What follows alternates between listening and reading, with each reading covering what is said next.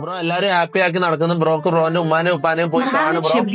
അവർക്കത് സന്തോഷമാവും, അവർക്ക് സന്തോഷം പബ്ലിക് ആക്കേണ്ട അവരെ ബ്രോനെ കാണാൻ ആഗ്രഹിക്കുന്നുണ്ടാവും. ബ്രോ ഞാൻ ഇടക്കിടക്ക് പോയി കാണലുണ്ട്. പക്ഷെ വീട്ടിലെ ഞാനൊരു കാര്യം പറയട്ടെ, നിങ്ങൾ വിചാരിക്കുന്ന പോലത്തെ ഒരു ഫാമിലി ബാക്ക്ഗ്രൗണ്ട്, ഒരു ഫാമിലി അല്ല എന്റേത്, മനസ്സിലാവും.